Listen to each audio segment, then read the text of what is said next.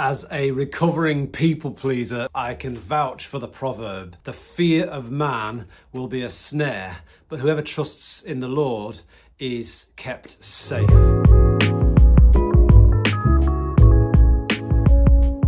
We've all felt it, haven't we?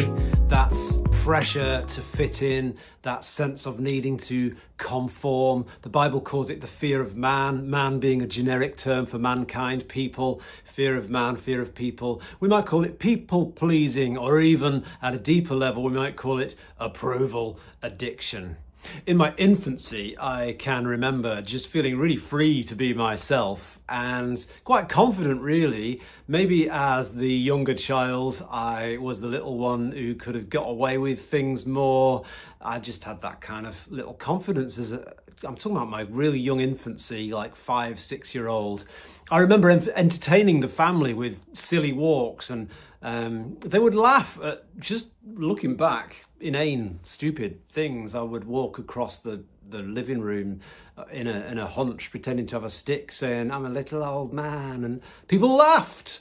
And so I didn't care what people thought. I just did my thing. People laughed and I felt happy. And I don't know at what point that started to shift in me, maybe just the natural process of adolescence and self-consciousness. I was covered in spots at one stage. Maybe that didn't help.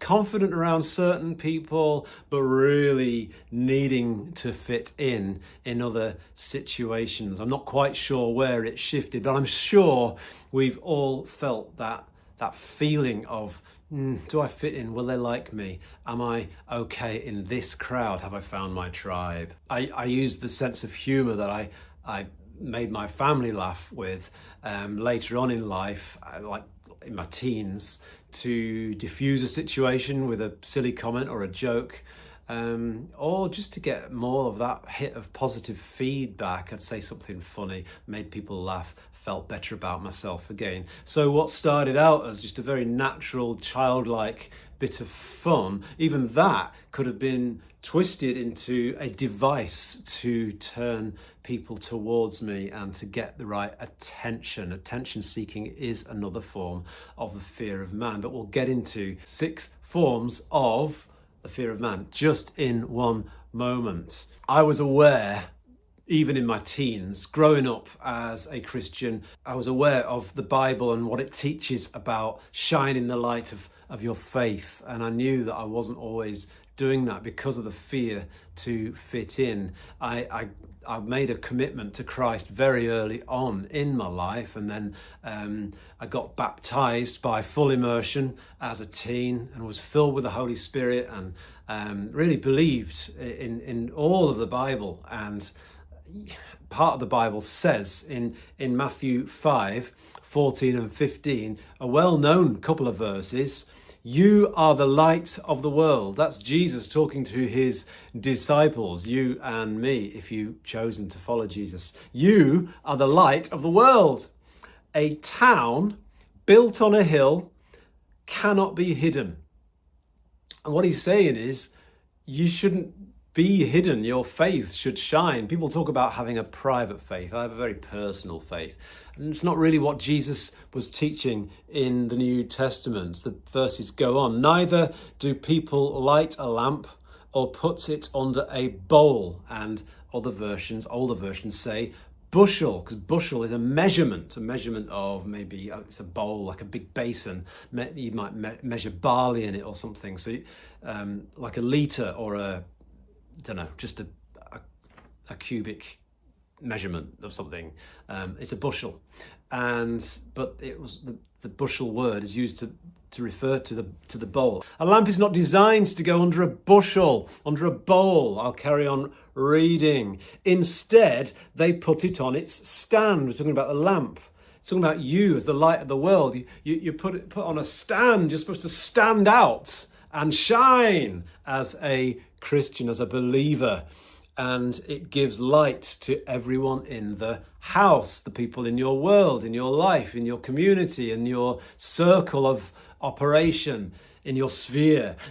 You shine light in that situation. You are on a stand, like a lamp on a stand, not under a bowl or under a bed, under a bushel.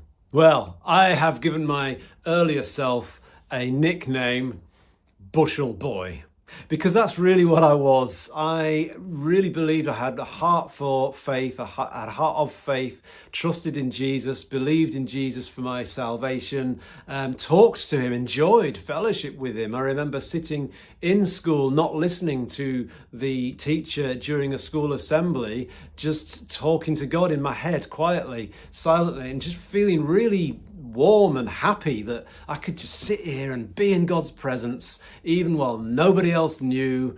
And I was talking, I just kind of felt his presence in my life. So my faith was real, but when it came to sharing it, that was not on the table. My agenda was clear.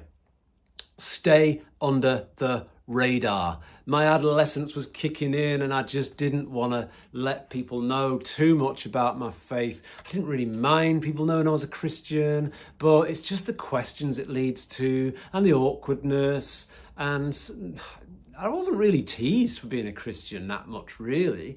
Just sort of set apart, which is what we're meant to be, is what holy means, is set apart. It means we're different. We're meant to be a peculiar people, a different people, different from the rest of the world. But I didn't want that. I wanted to fit in. I was desperate to join in with the crowd, but not cross any lines, like sinful lines, like smoking and drinking and swearing and stuff. That I didn't do any of that. I just wanted to mingle with the crowd, be part of a group, have some fun, but not cross any lines and stay under the radar with my faith. I had fallen into the trap, or the snare, as the Bible calls it, called the fear of man. So what is the fear of man? Let's read those verses again.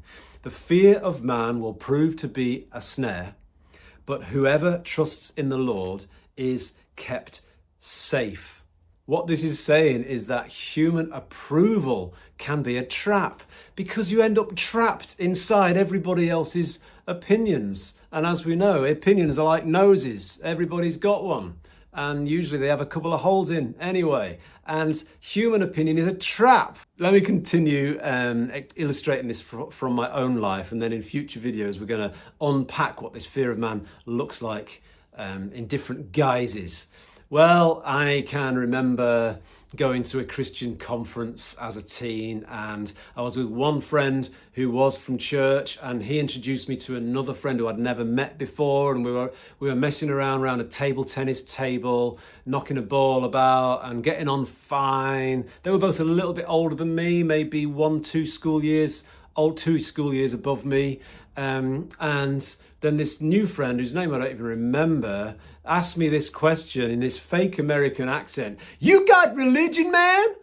And I think what he was trying to say, well, I know what he was trying to say is, do you believe in all this faith stuff like our parents do? And I could tell that he was coming from that perspective of, I'm not buying in to all this faith stuff. But the question, have you got religion? In my super fast brain, actually it's not that fast, but we all know that we can think a lot faster than we can speak. I went through this thought process very quickly.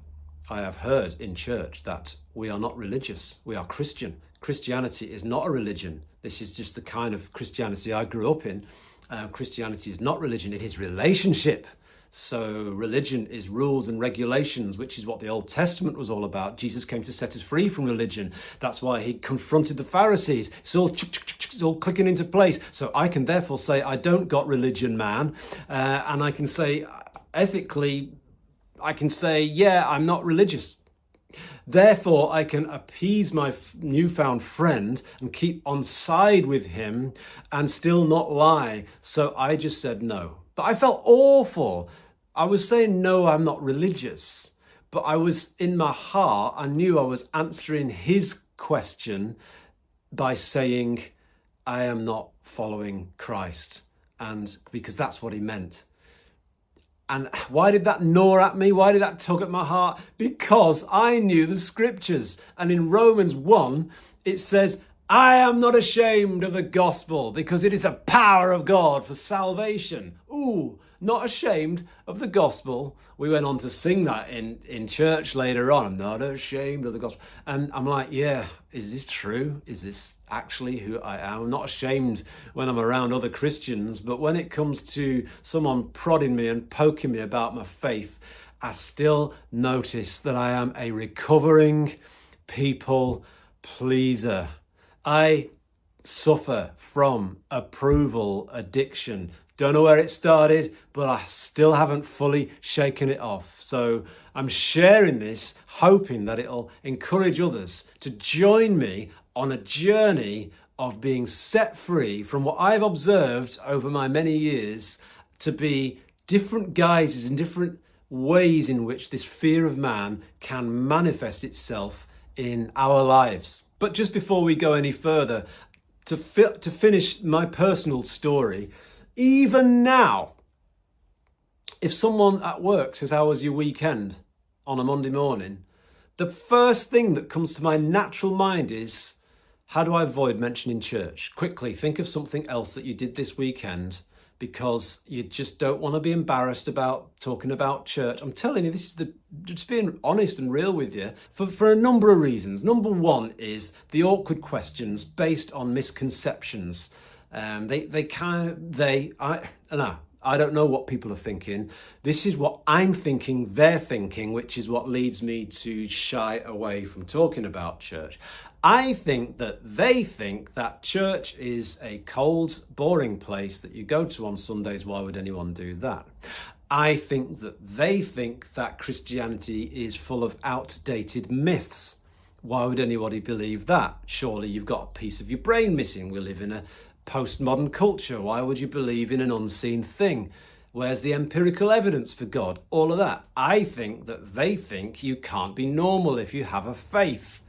All in all, I'm just trying to come across as normal, and I don't want to. Still, that adolescent Jonathan Petts from 1985, still hidden somewhere deep down inside, pops up every time someone says, how was your weekend? Ridiculous, I know, but confession is good for the soul, and that's my initial reaction. So that's how I respond.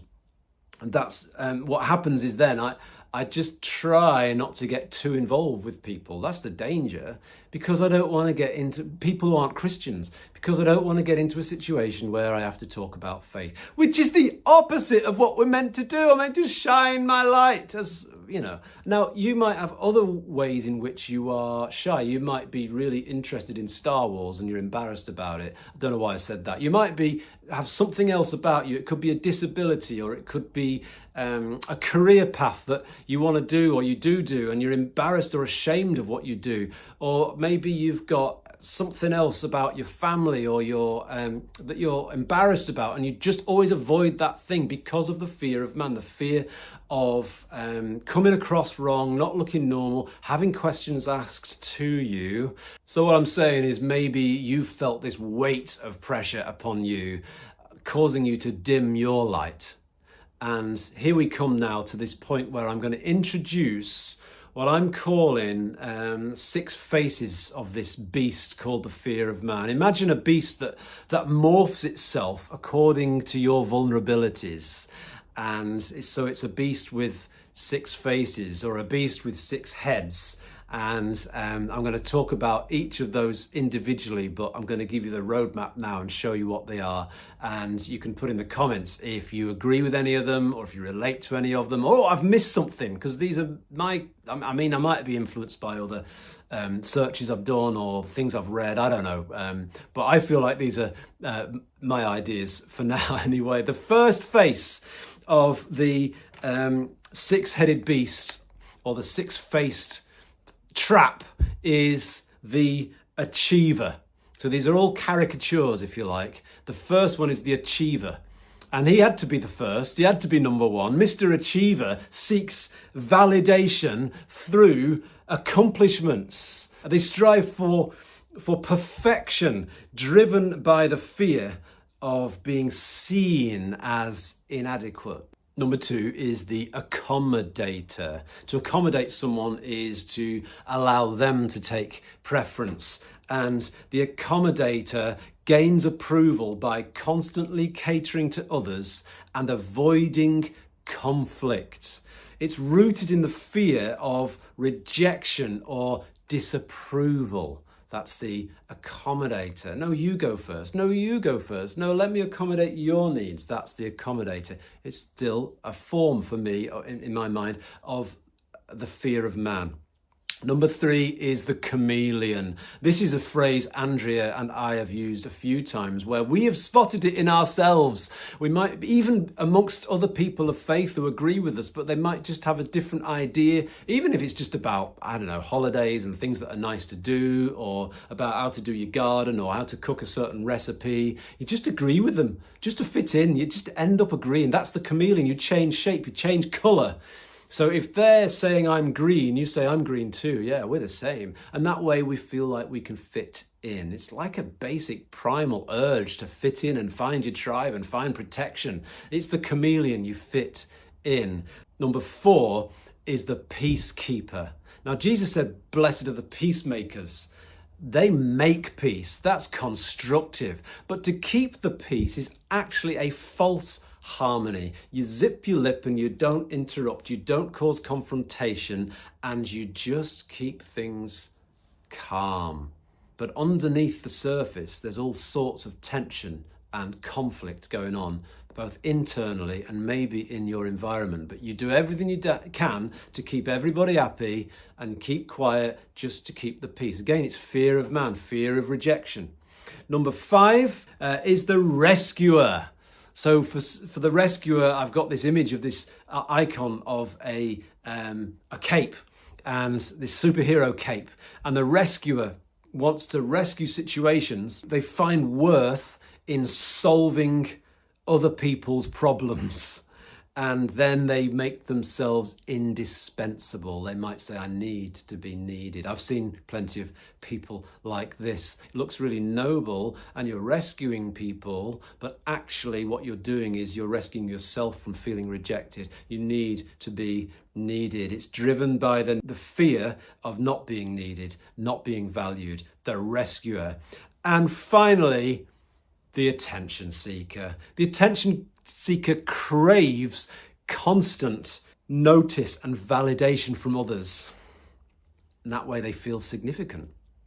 And this is born from the fear of insignificance or being ignored. So over the next few weeks, we're going to be thinking about a little bit more who these 6 caricatures are and how we can diffuse their influence on our lives, looking at biblical examples and a God-given strategy to understand what it's like to have the fear of man, to unearth it in ourselves. Maybe we don't even recognize it's there. The people-pleasing, the approval addiction. And we're going to deal with it. We're going to face this giant. We're going to chop its head off. God bless you. See you next time.